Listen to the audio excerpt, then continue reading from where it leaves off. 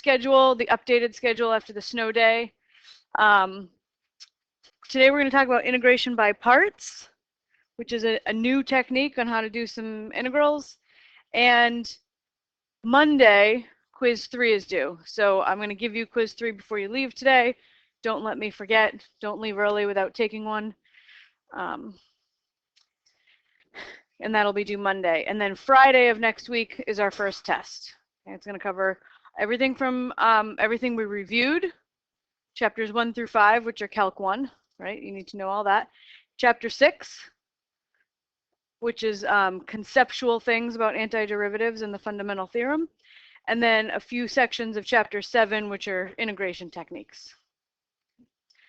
I'll talk more about it, the test, next week. But just so you know, you have a packet titled Practice Problems for Calc 2. I have one I can hold up here.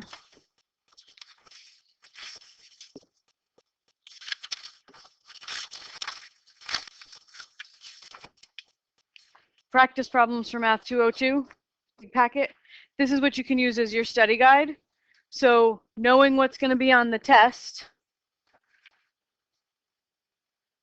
right? Knowing that it's going to cover all of these sections, classes 1 through 10. Okay. You can look at the front page of this packet, look next to classes 1 through 10, and it tells you what problems to practice those skills. And then there are videos for many of these problems, not every single one, but there are videos for most of them in a YouTube playlist. The link to the playlist is in our Moodle site for the class. So just in case you need a little bit of extra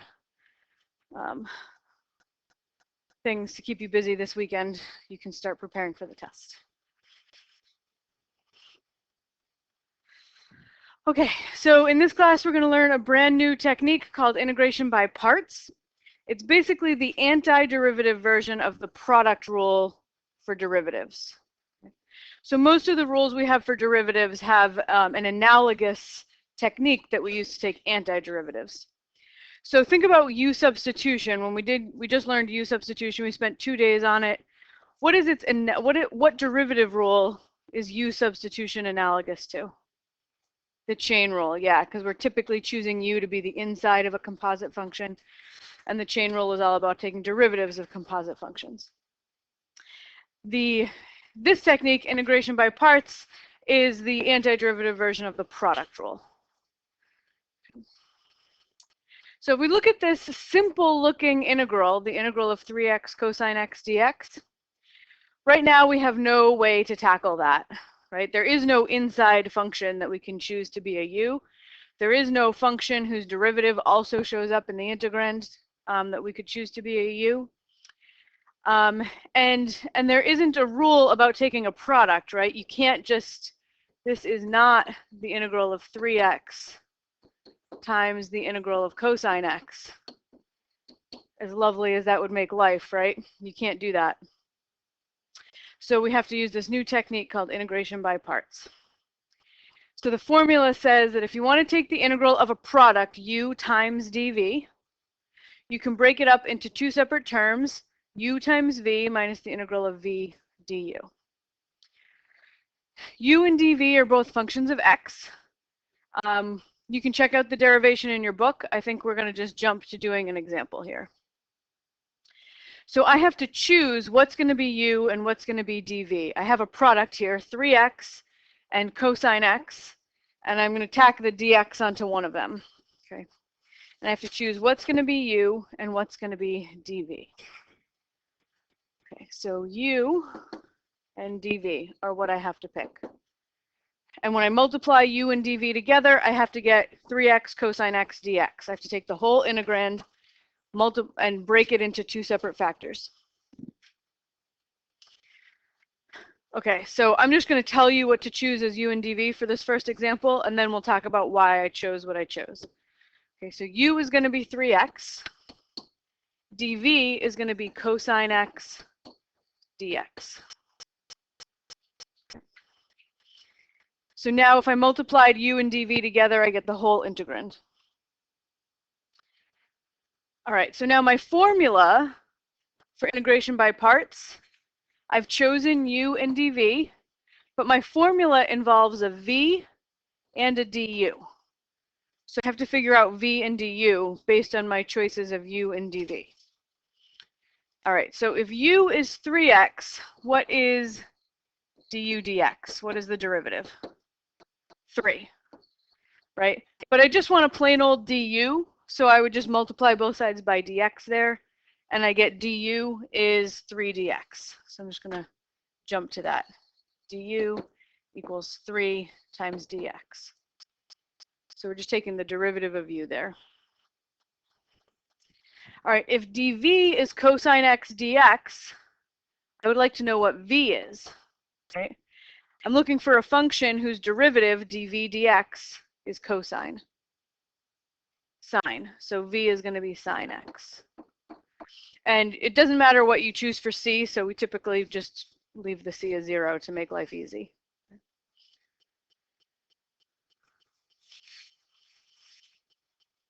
All right, questions so far? So we had to choose a u and a dv, and then building from that, we had to calculate du and v. Then we just plug into our formula. So my integral of 3x cosine x dx equals, my formula says I do u times v. So I look at my list of 4 things that I've got here. U times v would be 3x sine x minus the integral of v times du. So sine x times 3 dx. 3 sine x dx. All right, so let me just kind of highlight what I did here. So this is u times v minus the integral of sine x is v. 3 dx is du.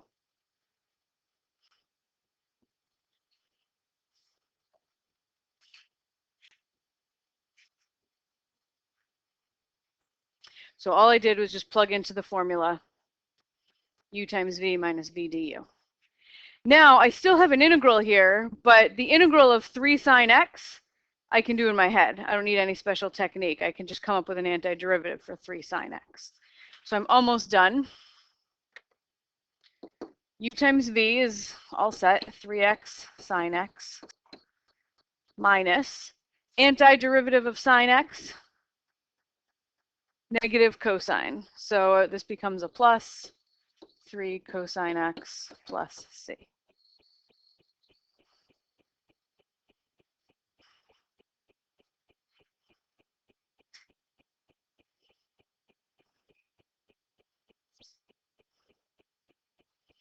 All right, so before we talk about the choice of u and dv, let's just double check that when I take the derivative of what I just got, what should I get back to know that I'm right? 3x cosine x, yeah. If I take the derivative of what I just found, I should get the original integrand back. So let's just do it quickly. It's just going to involve a quick product rule. It's one of the best things about taking antiderivatives is you can always check them to see if you got it right. So my product rule on 3x sine x, we do first times the derivative of the second plus the second times the derivative of the first, and then take the derivative of the next term, 3 cosine x, so I get minus 3 sine x, and the derivative of c is 0. I get some cancellations here because I have sine x times 3 minus another sine x times 3.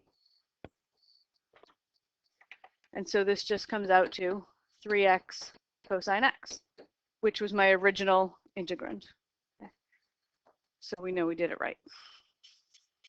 And notice checking involved using the product rule, right? Because using integration by parts is often undoing the result of the product rule.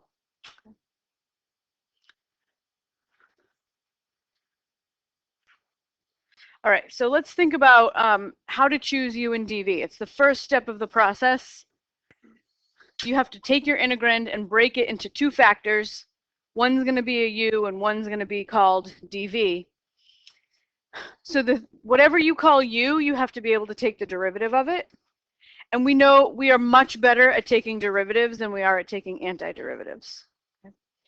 So whatever you call u, you have to be able to take its derivative. Whatever you call dv, you have to be able to take its antiderivative. So typically your choice for dv should be the most complicated thing that you are able to take an antiderivative of.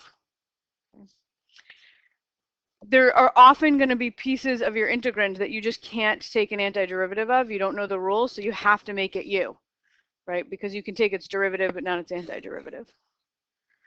So I chose dv to be cosine x dx because cosine x is a more complicated function than 3x, but it's still not too difficult to take its antiderivative. It's not uncommon to have to try two different u and dv's, right? You pick one thing to be u and dv, it doesn't work, switch them. All right, so yes. Why would one of them not work? Because this integral that results right here in the formula u times dv, sorry, that's v du, this integral of v du.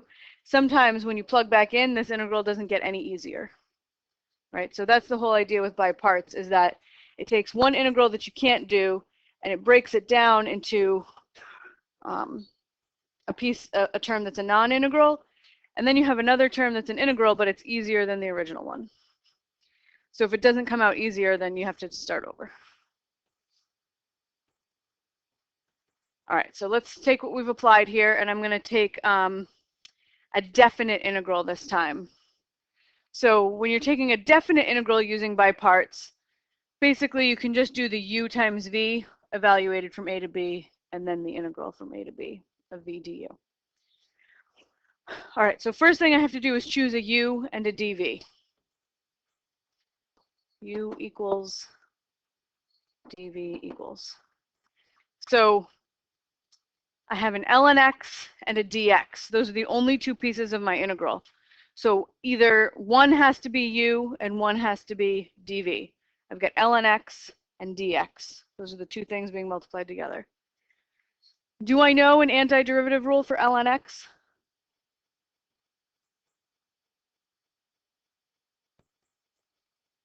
No, otherwise this would be a really easy problem. I would just take the antiderivative and plug in the bounds, right? I don't know an antiderivative for ln x, so I'm going to make it u. I know its derivative, I don't know its antiderivative. Okay, so if u is ln x, what does that leave dv to be? Dx. Okay, so then I find the parts that I still need. If I know u, I still need du. What is the derivative of ln x? 1 over x, so this is 1 over x dx. And then if dv equals dx, what does v equal? X. Yeah, we just take the antiderivative of both sides there. V equals x. All right, so my integral from 1 to e of ln x dx equals. So my formula says I take u times v, that's x times ln x, evaluated at my bounds 1 to e, minus the integral of v times du. V is x, du is 1 over x dx.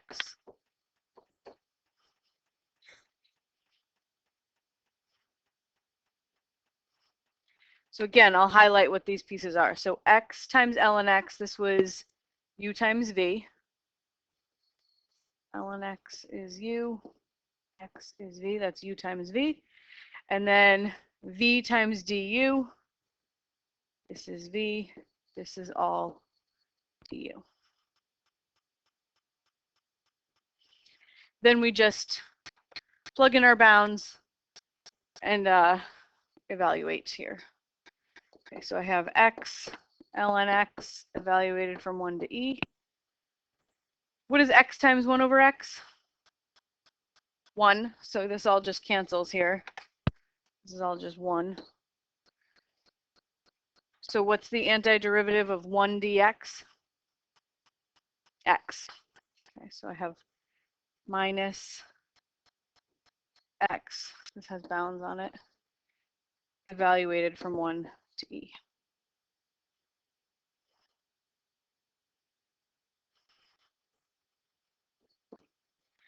Okay, so this vertical line means evaluated from 1 to e.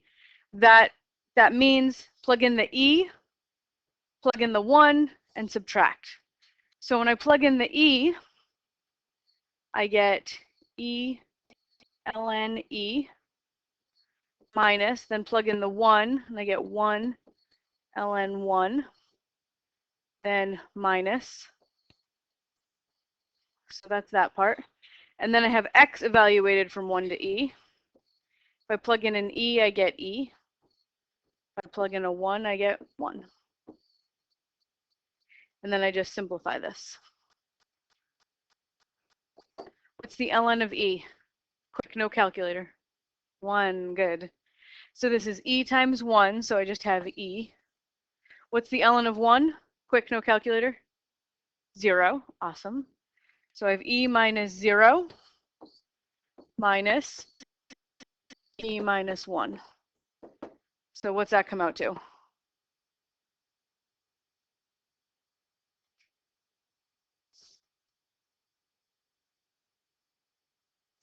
Close.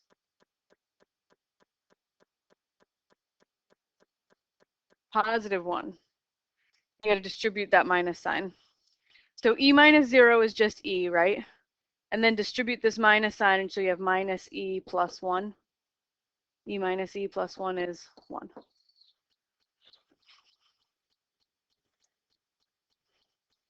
Nice thing about definite integrals is that you can always use your calculator to check your work. And you don't have to actually take a derivative to check if your antiderivative was right. So if I want to take the integral from 1 to e of ln x, I can have my calculator do that.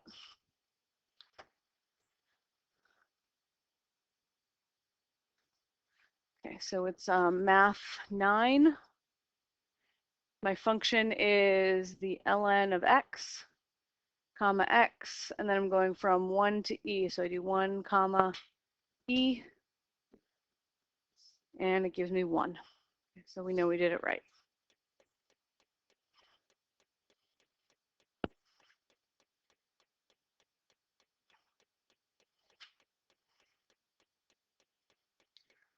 All right, we got one more example. E to the 2x times sine of x dx. So this one involves solving for the original integral. This is just a plain weird technique. It's going to look crazy. You're going to feel like you're going in circles, and you are, okay? But it's not necessarily a bad thing. All right, so first thing we have to do is choose a u and a dv. So I'm trying to break this integral up into two factors. The dx typically goes with the dv, right? Because when you're gonna take an integral of both sides here, so the dx typically goes with the dv. Okay, so my choice, usually we decide by saying, okay, whatever I make dv, I have to be able to integrate, and I want it to be the most complicated factor it can be that's still integratable. So I can choose e to the 2x or sine x. What do you think? Sine, sure. Because integrating e to the 2x is super easy. So is sine x, but yeah, we're going to go with sine x here. dv will be sine x dx, which leaves u to be e to the 2x. All right, so now I have to find my other two pieces, du and v. So what is the derivative of e to the 2x? 2e to the 2x. and I put the dx on the other side, because really I'm calculating du dx, the derivative, and then multiplying both sides by dx. All right, and then v I get by taking the antiderivative of both sides of this guy. Okay, so v, what's the antiderivative of sine x dx? Negative cosine x. All right, so I'm going to write down my original problem, and I'm plugging into my by parts formula. So I have the integral of e to the 2x sine x dx equals, so that's u times dv, and my formula is u times v, so I do u times v, so I get negative e to the 2x cosine x, that's u times v, minus the integral of v times du, so yeah, negative 2 e to the 2x cosine x dx, v times du. Right above here, I'm just going to write out the formula. This is the integral of u dv. It should equal u times v minus the integral of v du.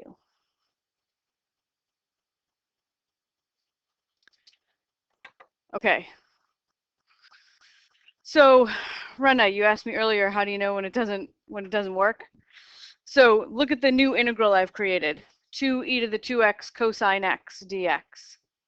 Is that any simpler looking than the original integral, e to the 2x sine x? No, I still don't have a good, easy integral to evaluate. All right, so before I panic, I'm just going to simplify what I've written down a little bit.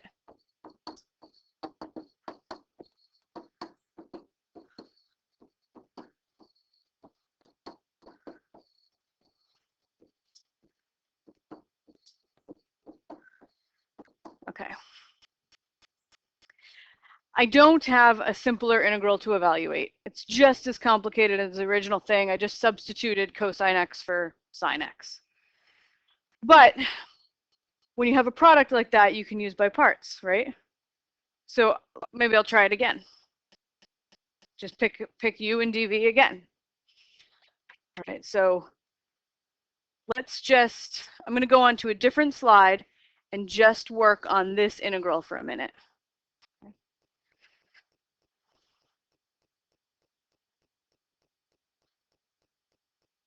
And then I'll come back over here once I have it evaluated.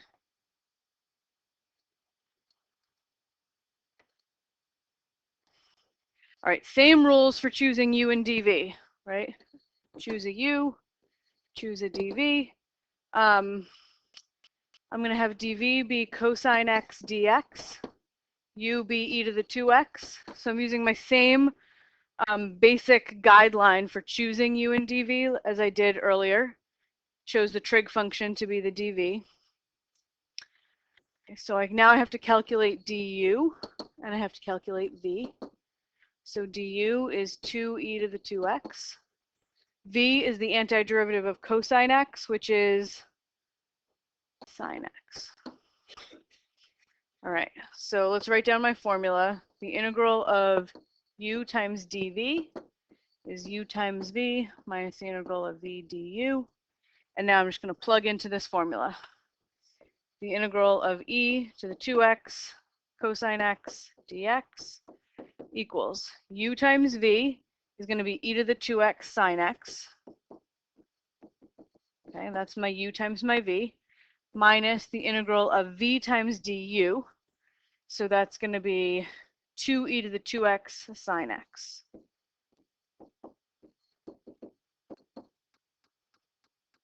Oops, I forgot my dx up here. Dx.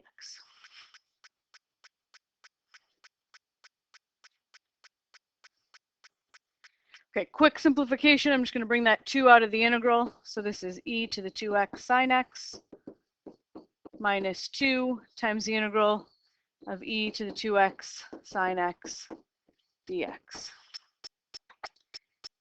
this integral that results. Does it look familiar? How so? It's the exact integral that I started with. It's like, ugh, we're going in circles here. I've done by parts twice, and I just have the original integral that I was trying to solve. So it feels like this might be a frustrating development, but it's actually really good. This is actually helpful. So now I can go back to my previous slide, and where I see this integral, e to the 2x cosine x dx, I can replace it with this whole thing, okay, what I just evaluated it to be. So it's e to the 2x sine x. Oops. I'll go back. All right, so I'm going to copy this whole previous line. The integral of e to the 2x sine x dx equals negative e to the 2x cosine x plus 2. And then I'm going to open a big bracket, and I'm going to replace this integral with what I just calculated it to be. All right, so it started with e to the 2x sine x, e to the 2x sine x minus, and then it was 2 times the integral of e to the 2x sine x dx.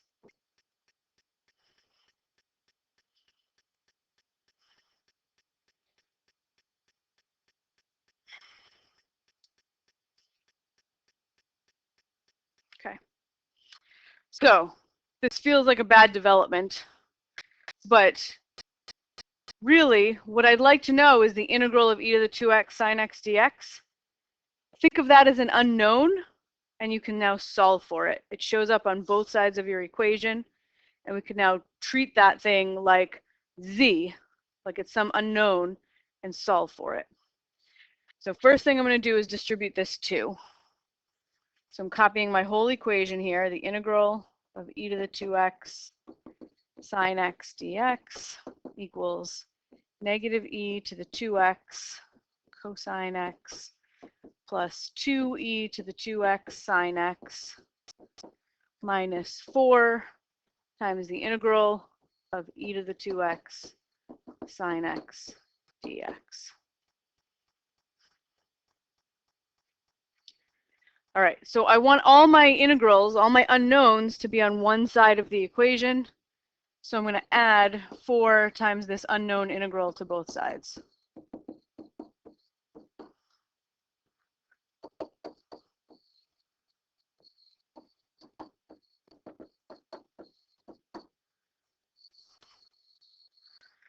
Okay, so my right-hand side, I have one integral of some stuff plus 4 times the same integral. So how many of those integrals do I have now? 5. So I have 5 times the integral of e to the 2x sine x dx equals what's left over here on the right is going to be 2e to the 2x sine x minus e to the 2x cosine x. I just changed the order of that because I don't like starting with a negative. It's just a personal preference. All right, so how do I get the integral by itself? How do I figure out what the integral is? Just divide by 5. Divide both sides by 5, and we got it. Divide by 5. Divide this whole side by 5. Right, so we get the integral of e to the 2x sine x dx equals 1/5 times 2e to the 2x sine x minus 1, I have the 1/5 outside, minus e to the 2x cosine x. And I should throw a plus c on there.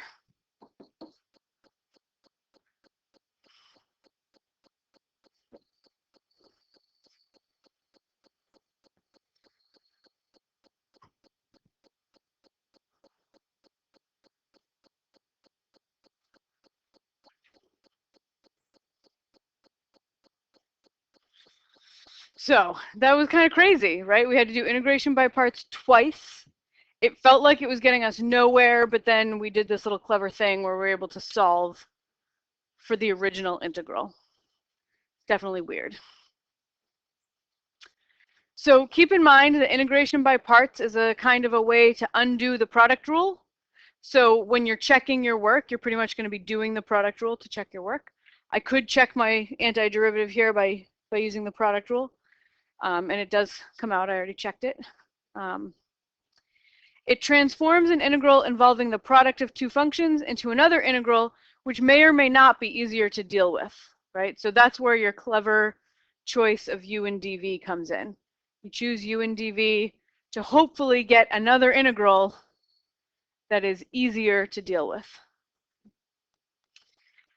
Furthermore, integration by parts is good for integrating products of two functions, one of which gets better when you take a derivative, and the other doesn't get too much worse when you take an antiderivative. Parts is a good technique to consider when you're integrating an inverse trig function or a log function. We already did ln x. So some typical suggestions for you would be ln, inverse trig functions, and polynomials. Some typical suggestions for dv are trig functions or e to the x.